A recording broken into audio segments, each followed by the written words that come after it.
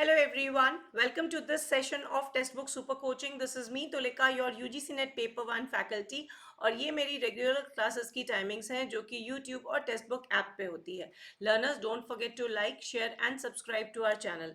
अगर आप भी UGC नेट सेट JRF की कर रहे हैं तैयारी तो हमारे प्लेटफॉर्म को सब्सक्राइब जरूर से कर लीजिए ताकि आप कोई भी इंपॉर्टेंट अपडेट मिस ना करें. लर्नर्स, ये है मेरा Telegram group for all important updates, चाहे सेशन के टाइमिंग्स हो, सेशन के PDFs हो, क्विजेज हो, बहुत सारा इंटरेक्शन होता है इस टेलीग्राम के चैनल के through. So don't forget to join this.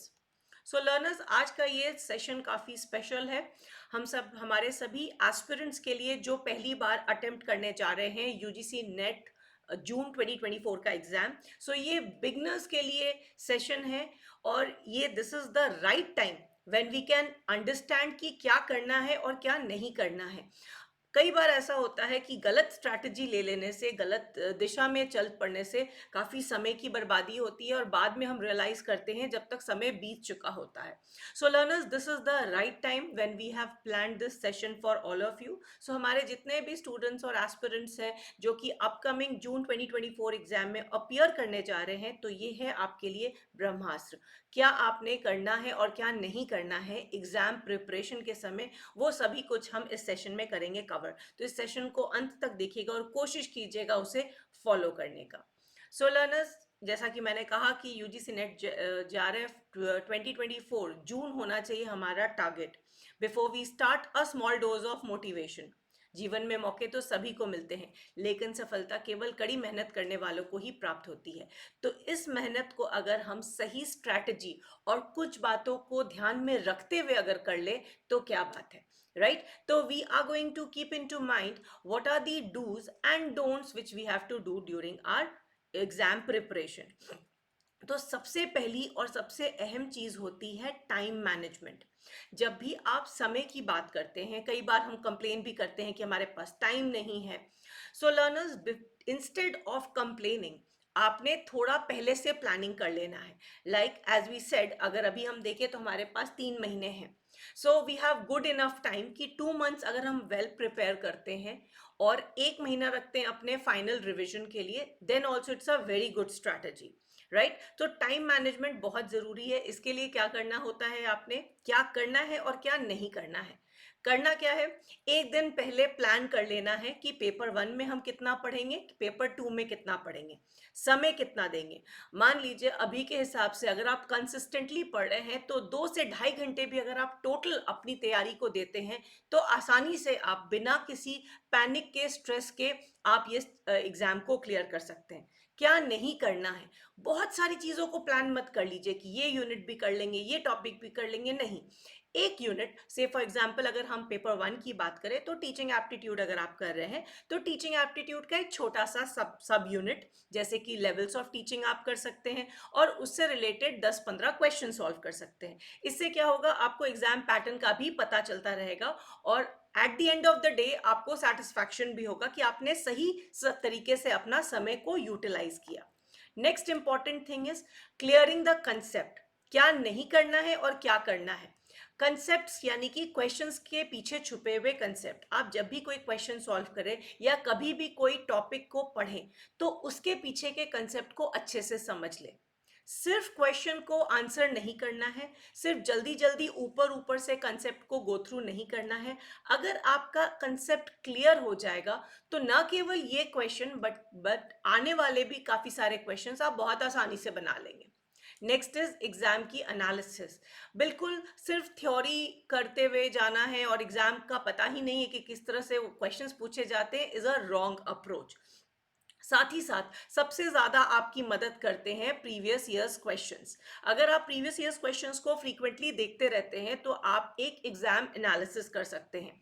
Paper 1 का क्या ट्रेंड रहा, आपके पेपर 2 में किस तरह से क्वेश्चंस आए, किन यूनिट्स पे ज्यादा एम्फेसिस है. रोज के बेसिस पे कम से कम 10 से 15 मिनट जरूर दीजिए एग्जाम एनालिसिस पे.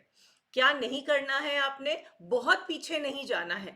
अभी तक के 5 years are more than enough, right? 5 साल भी बहुत है. आप मान के चलिए कि 2020 के बाद से भी अगर आप क्वेश्चंस को देखेंगे तो भी आपको एक फेयर आइडिया लग जाएगा कि किस तरह का पेपर आ रहा है. स्मार्ट स्टडी, आपको कोई भी टॉपिक को बहुत तरीके से पढ़ना है।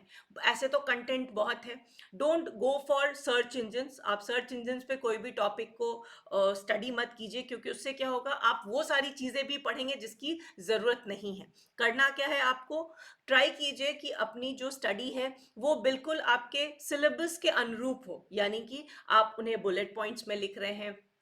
आप अननेसेसरी का बर्डन मत कीजिए अपने आप को, जितना आपके सिलेबस से मिलता जुलता कंटेंट है उसी पे फोकस कीजिए। And for that matter paper one की क्लासेस में और प्रीति मैम लेते हैं, हम आपको टाइम एंड अगेन गाइड करते रहते हैं, और आपके जो भी पेपर टू के फैकल्टी हैं उनके गाइडेंस के अनुरूप आप अपनी स्मार्ट स्टडी को ज़रूर से प्लान कीजिए।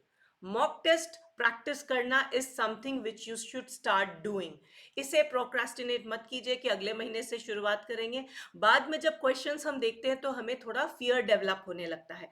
तो अभी आपने क्या करना है, कोशिश कीजिए कि डेली या ऑल्टरनेट डेज एक मॉक टेस्ट जरूर से प्रैक्टिस कीजिए। शुरुआत में बहुत अच्छा स्कोर नहीं आएगा, एक्सेप्ट इट। अभी अगर एवरेज स्कोर भी आता है तो भी कोई प्रॉब्लम नहीं है, आने वाले समय में वो अपने आप बढ़ता जाएगा, राइट? एक बार में किसी का भी बहुत सही स्ट्रैटेजी नहीं बैठती है, उसे सॉल्व करने का भी तरीका होता है, एंड इवेंचुअली विथ प्रैक्टिस आप मॉक टेस्ट को सॉल्व कर लेंगे। सो मॉक टेस्ट को बाद में सॉल्व करना is a very wrong decision, क्योंकि उस समय तक क्या होता है, काफी कुछ हम पढ़ चुके होते हैं और हम क्वेश्चंस देखते हैं, और अगर हमसे क्वेश्चंस नहीं बनते हैं तो हम पैनिक कर जाते हैं। तो ये काम नहीं करना है। सो ऑनलाइन मॉक टेस्ट एक आपको इस चीज से भी अवगत कराते हैं कि एग्जाम में एग्जैक्टली कैसे आपको क्वेश्चंस को आंसर करना है। Revision is very very important. What you have to do right now is, अगर आप आज या कल कोई टॉपिक पढ़ते हैं तो उसे बीच बीच में रिवाइज करते रहिए। बेस्ट तरीका रहता है कि अगर आपने मंडे से सैटरडे तक जो भी पढ़ा है उसे एक बार संडे को क्विक रिवीजन दे दीजिए। इससे क्या होता है, आपको वो सारी बातें एक बार फ्रेश याद आ जाती हैं, आप बुलेट पॉइंट्स भी देख लेंगे तो आपको एक क्विक रिकॉल हो जाएगा।